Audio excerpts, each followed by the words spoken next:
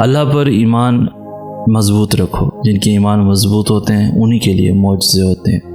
اللہ دیکھتا ہے کہ میرا بندہ میرے دیے پر شکر کرتا ہے یا پھر اس کے لیے مایوس ہو جاتا ہے جو نہیں دیا، اور پھر جب آپ اس کے دیے پر شکر کر لیتے ہو نا، پھر وہ آپ کو اس سے بھی نوازتا ہے جس کے لیے آپ کب سے اللہ کو پکار رہے ہو۔ تم بس قبولیت پر یقین رکھنا، یا تو وہ وقت آنے پر تمہاری من پسند چیز سے نواز دے گا یا تمہارا دل اپنی رضا میں راضی کر دے گا۔ دونوں صورتوں میں بہتری آپ کی ہی ہے۔ دنیا سے تھکا کر وہ آپ کو یہی بتانا چاہ رہا ہے کہ بتا کون ہے تیرا میرے سوا، کون سمجھتا ہے تیرا درد میرے سوا۔ جب ہم اللہ سے کسی بہت بڑی شے کی خواہش کر بیٹھتے ہیں نا، پھر اللہ ہمارا صبر آزماتا ہے، ہمارے یقین کا امتحان لیتا ہے۔ وہ صبر کے ذریعے ہمیں اس شے کی قابل بناتا ہے کہ جو ہم نے اس سے مانگی ہو۔ صبر سے بندہ نکھرتا ہے، سنورتا ہے، اس کا کردار مضبوطی کا دامن تھامتا ہے۔ وہ بندہ جتنا بھی صبر کرتا ہے، اس صبر کا اجر اتنا ہی دگنا ہوتا چلا جاتا ہے۔ کیا یہ معجزہ نہیں کہ اللہ نے اربوں کی آبادی میں تمہیں خود سے قریب ہونے کے لیے چنا ہے؟ کیا یہ معجزہ نہیں کہ اللہ نے اس غافل دنیا میں تمہیں سجدے کے لیے چنا ہے؟ کیا یہ معجزہ نہیں ہے کہ رات کی تاریکی میں اللہ نے تمہیں تہجد کی لگن لگائی ہے؟ کیا یہ معجزہ نہیں ہے کہ اب اللہ سے ملنے کے بعد تم وہ نہیں رہے جو پہلے کبھی ہوا کرتے تھے؟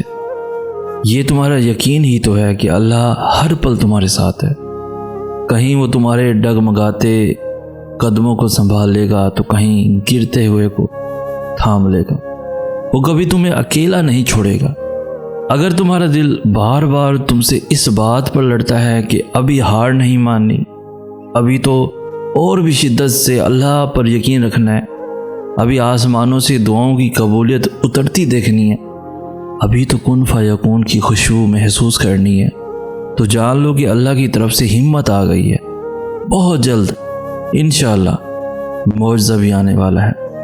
اسے سب یاد ہے، تمہارا راتوں کو اٹھ اٹھ کر دعائیں کرنا، اپنی دعاؤں کی قبولیت کے لیے معجزے کا انتظار کرنا، تمہاری طرف تمہاری جستجو وہ کچھ نہیں بولا۔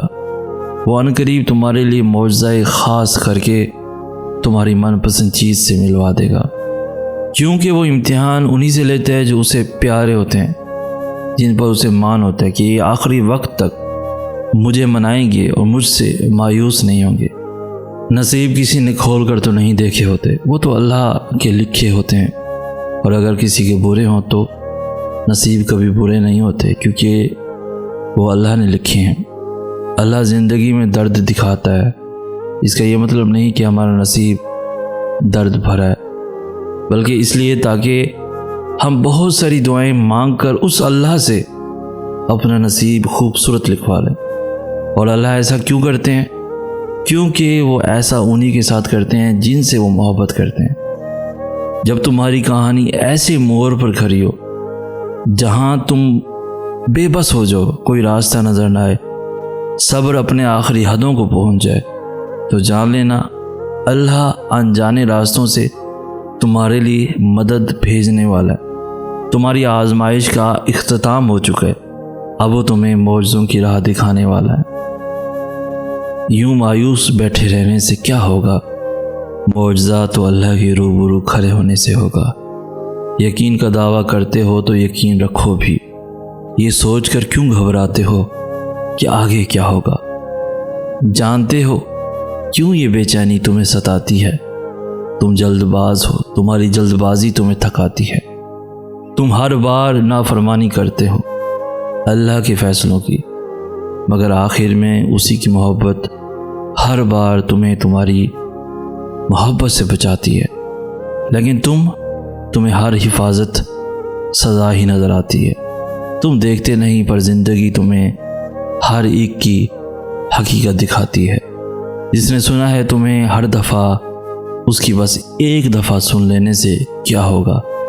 کافی کر کے دیکھو اللہ کو، پھر تمہیں کچھ بھی نہیں چاہیے ہوگا۔ اس کی چاہ کو چاہو، پھر وہی ملے گا جو تم نے چاہا ہوگا۔ تم راضی رکھو اسے، پھر وہی ہوگا جس پر تمہارا دل راضی ہوگا۔ سب کا سب تمہارا، جب تمہارا کارساز صرف اور صرف اللہ ہوگا۔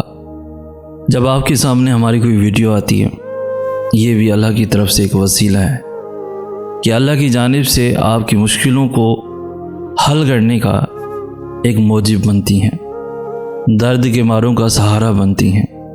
جو بھٹکے ہوئے لوگ ہیں ان کو سیدھا راستہ ملتا ہے۔ بے شک آپ کے ہی سوالوں کے بہت سے جوابات ہماری ویڈیوز سے ملتے ہوں گے۔ یہ اللہ کی جانب سے وسیلہ ہے کہ اللہ کی جانب سے رحمتوں کے فرشتے نازل ہو جاتے ہیں۔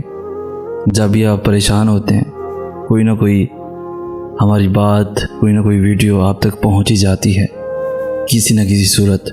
بے شک آپ نے ہمارا چینل سبسکرائب نہ کیا ہو یا کیا ہو، تب بھی آپ جو سوچ رہے ہوتے ہیں یا کسی وجہ سے بہت پریشان ہوتے ہیں، کوئی راستہ نہیں مل رہا ہوتا، تو اچانک سے ہماری یہ ویڈیو آ جانا یہ بھی ایک معجزہ ہے، اور اس پر ہمیں اللہ کا شکر ادا کرنا چاہیے کہ کہیں نہ کہیں سے اللہ آپ کے لیے وسیلے بنا رہا ہے، آسانیاں پیدا فرما رہا ہے۔ وہ چاہے سید سناز کی صورت، یا وہ چاہے قرآن پاک کی اچانک نظر آ جانے والی کوئی آیت کی صورت میں، ہمیں راستے مل ہی جاتے ہیں۔